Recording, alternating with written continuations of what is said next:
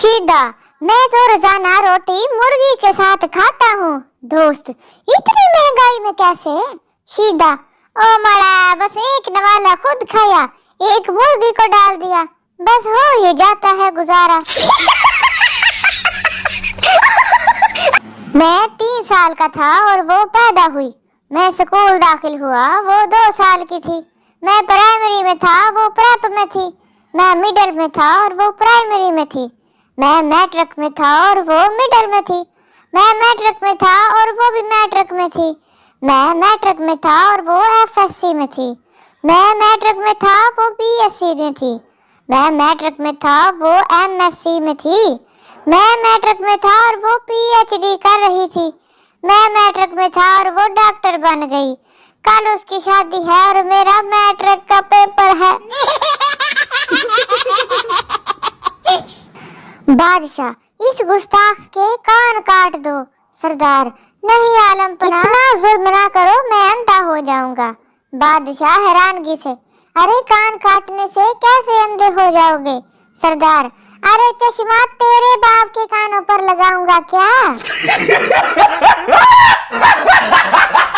एक पठान मस्जिद में गया तो मस्जिद के इमाम ने इसे बहुत मारा। एक साहब ने मौलवी साहब से मारने की वजह पूछी।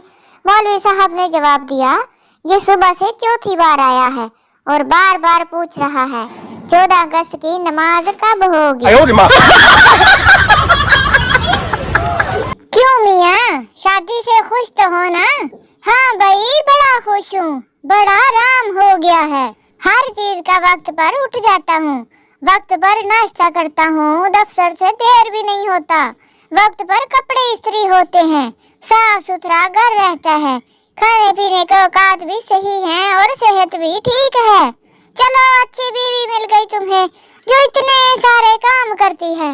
अरे नहीं बाबा, सारे काम तो मैं खुद करता हूँ, बस बेगम ने हर काम का वक्त मुकर्रर कर दिया है और बड़ी सख्ती से अमल करवाती है।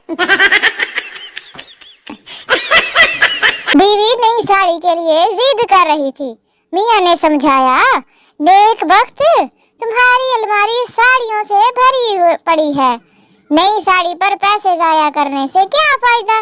बीवी ने कहा, वो सब मोहल्ले वालियों ने देख रखी हैं।